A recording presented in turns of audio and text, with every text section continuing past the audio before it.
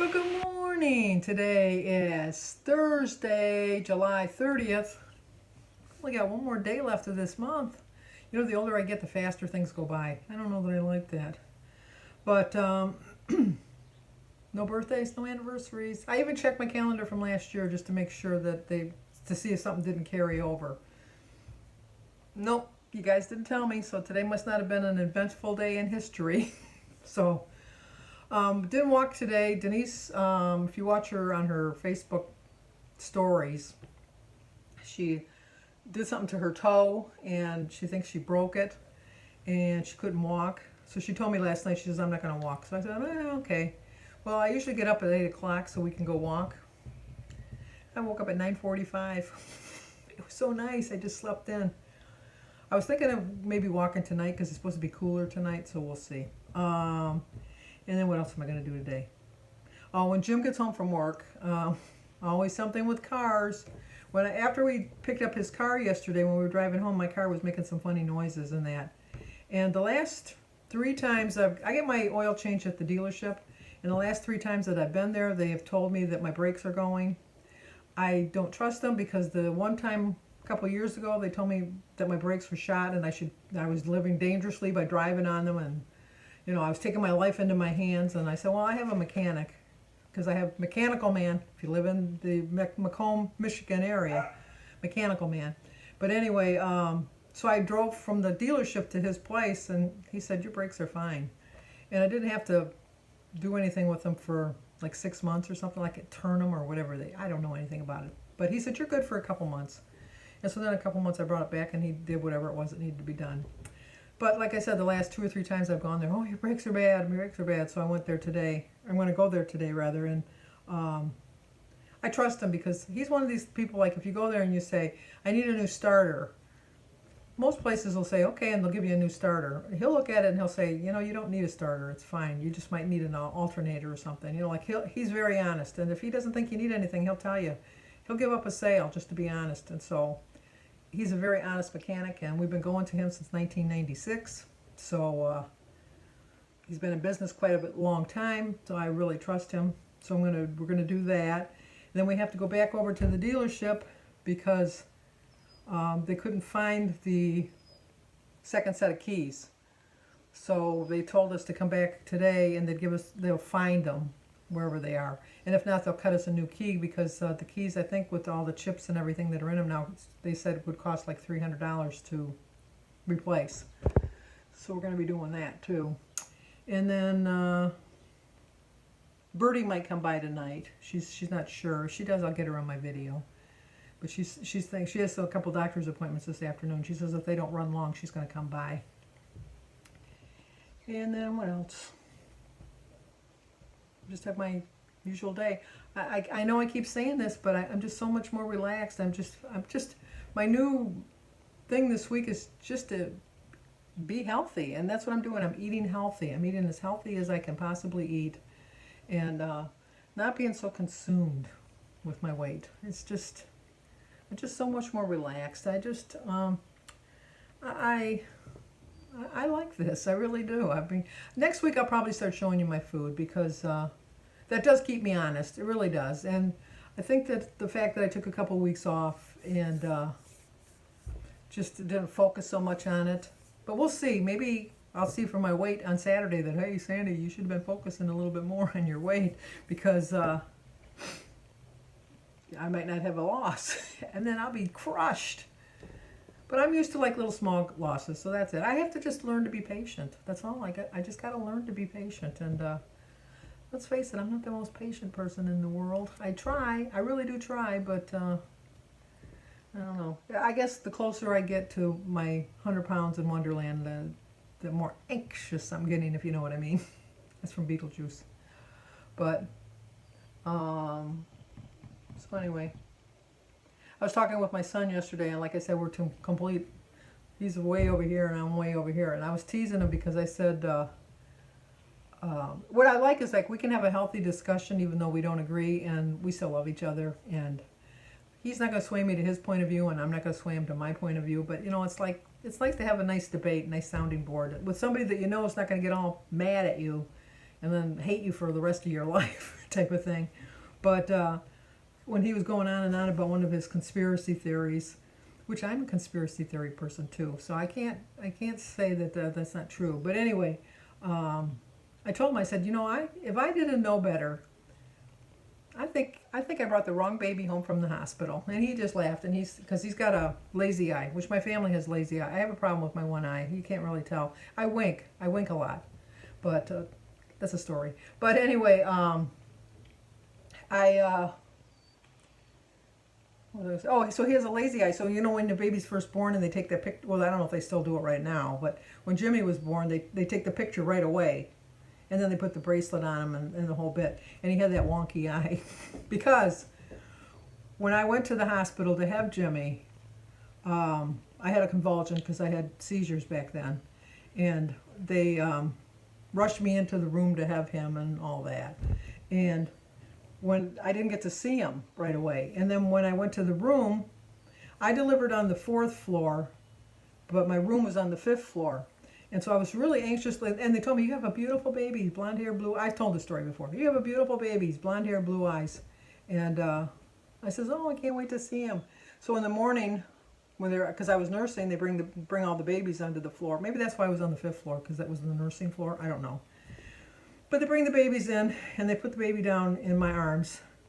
And I'm looking at him, and I'm thinking, geez, he don't look anything like they said. He had pitch black hair, really dark looking eyes, kind of scrawny looking, because Jimmy was 10 pounds. This baby looked like 6-7 pounds. You know, I'm thinking, this is not my baby. This is not my baby. And so I said to the girl in the next bed, I said, did you get the right baby? Because I was just 21 when I had Jimmy. I said, did you get the right baby? And she said, well, yeah, like I was from another planet, you know, yeah. And so I said, this isn't my baby. And so she says, well, yeah, it is. Look at the bracelet on his hands, and it'll have the same name as you. And I go, well, does your baby have the same name? And she says, well, yeah, Johnson. It's got Johnson. And I go, my baby says Palazzolo. She says, well, you got the wrong baby. I go, I know. So I was so hysterical, and I called it down to the nurse's station. I said, you brought me the wrong baby. And they go, what makes you think we brought you the wrong baby? I said, because he doesn't look a thing like me. Okay, but that's a stupid thing to say. But so they come down to the room, you know, very condescending. They go, well, okay, Mrs. Carrico, you don't think this is your baby? And I go, no, this is not my baby. My baby has blonde hair and blue eyes, and my baby's a lot bigger than that. My baby was 10 pounds. This is not my baby. And so they pick him up, and they're looking at him, and they look at my bracelet, and then they look at the baby's bracelet, then they look at my bracelet, and they look at the baby's bracelet, and they go, what is your last name? And I go, Carrico. And she says, oh my gosh, you have the wrong baby. I go, yeah, that's what I'm telling you. I've got the wrong baby. So she says, oh, well, you know, you delivered on the 4th floor. I'm sure he's in the 4th floor nursery. We'll just have him up for your next feeding. I said, okay, fine. So the next feeding comes around, no baby. So I said to the nurse, where's my baby? And they go, well, you know, it takes a minute to transfer them the paperwork and all that, but I'm quite sure by the next feeding you're going to have your baby. And I says, well, I better have my baby. Is my baby dead? Is my baby dead? And you're just not telling me? And they go, no, your baby is very much alive. And I go, if my baby's very much alive, I want to see my baby. And they go, we're going to have your baby up here right away. Even if it's before the next feeding, we'll bring him into your room so you can see him right away. So the next feeding comes along, no baby. Now I'm hysterical because I'm really thinking, I says, my baby is dead and you're not telling me. I want my baby. I want to see his body. I was just going crazy. I was so mad. And then they come in with the baby. And then I looked at him, and I looked at the bracelet, and I looked, and he was a big chunky baby like I knew he was going to be. And I'm looking at his toes, and I'm looking at his fingers. I'm looking all over him. And so I said, I got to get him to cry. And they go, why? And I said, because I got to see his eyes. Because I knew he had a wonky eye when he was born, because they had told me that. And so he started crying, and then we got him to stop crying, and he was looking at me, and he had that wonky eye. So I knew it was him. I knew it was Jim. I knew it was him. So, anyway, that's my story about that. What was my other story I was going to tell you? There was 2 stories, wasn't there? Now I can't think of what the other one was I was going to tell you. I was talking about Jimmy not being my baby. I was thinking that he was like, because he had a wonky eye, and he was telling me that it was him. I knew it was him, blah, blah, blah.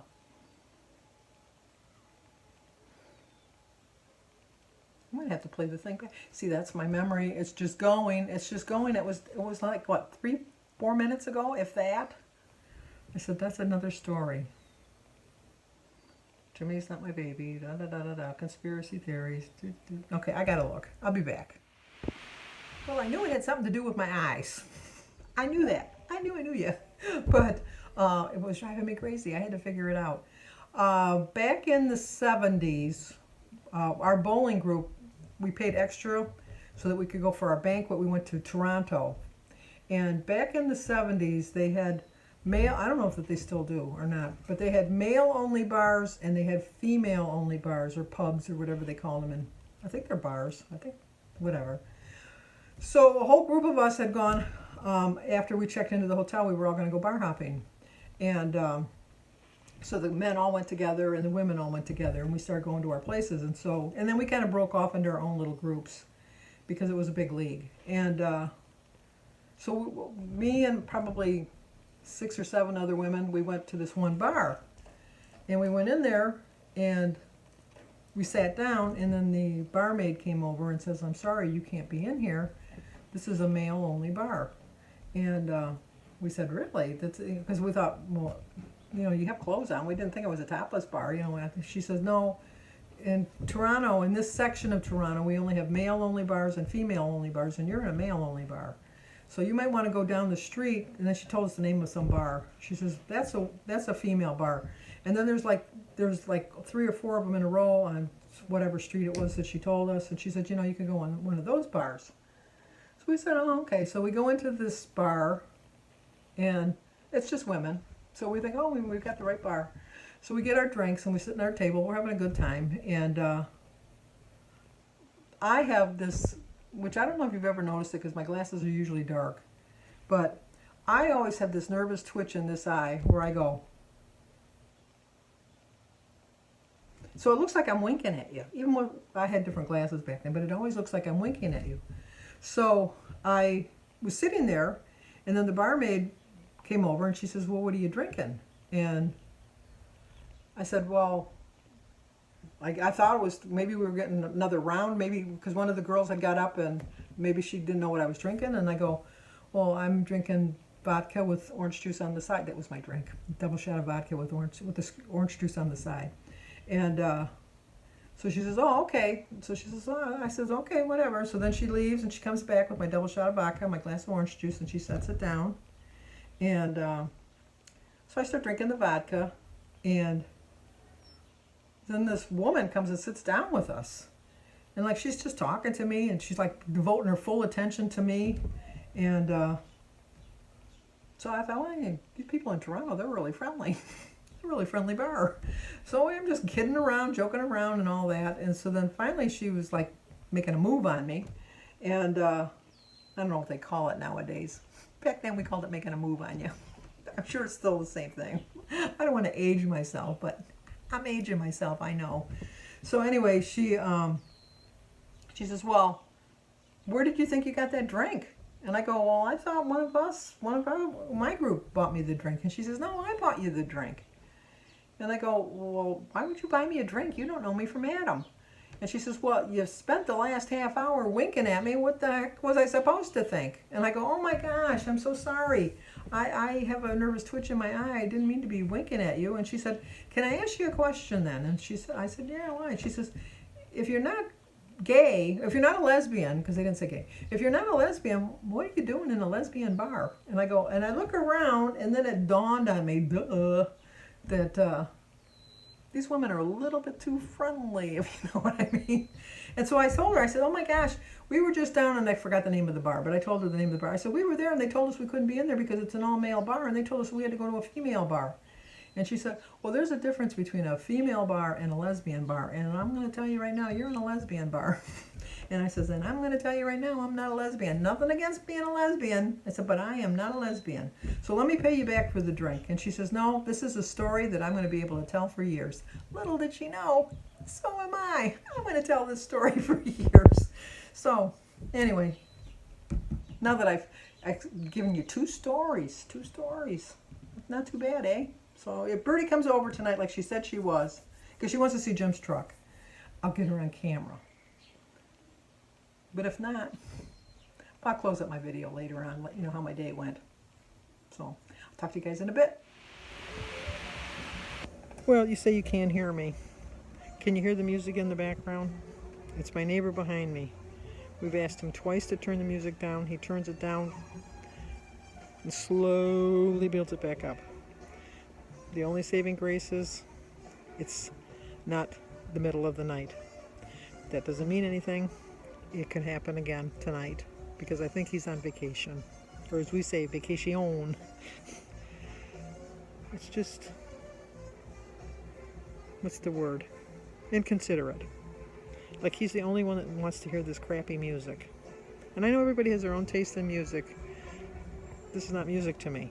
And maybe my music is not music to him, but I don't keep it that loud.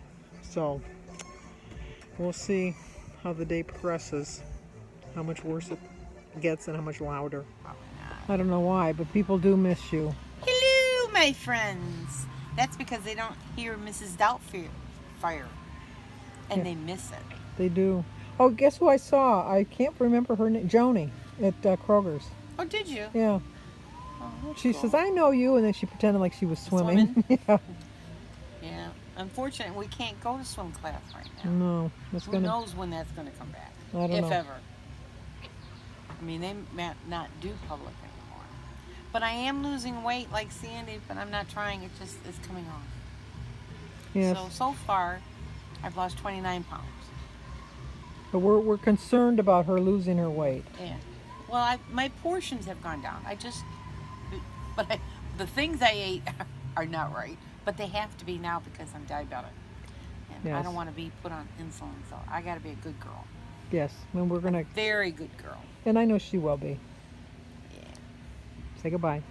Bye. Well, Birdie went for a ride in Jim's truck. Look at my hair. You know, I have decided... I know I'm going to get a cut. I'm going to suck it up, Buttercup, make an appointment, and get a cut because it's just not me. It's just not me, and it's just driving me crazy. It's just, I feel like Santa Claus or something with the gray hair coming out and all that. It's just not me. So, a haircut is coming, but okay. We almost called the police on our neighbor because he has teenage boys, and he's, I don't know if you can hear his music. It's still blasting, but he's drunk. And I guess the kid took his car keys away from him or something. I don't know. Something with his car.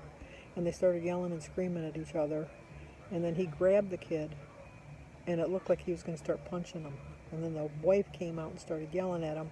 The kid broke loose, hopped the fence, which is a 6-foot privacy fence. Hopped the privacy fence into our yard and then hopped our fence and took off. Jim says, I was just getting ready to call the police. If he would have laid a hand on that kid, I was going to call the police. The man is the nicest man when he's sober. Just the weird, the bad side comes out of him when he's drinking. And I feel bad. I feel bad for him because it's like, I don't know. There's such a thing as drinking and maybe getting drunk, but then he drinks to get drunk. I think there's a big difference.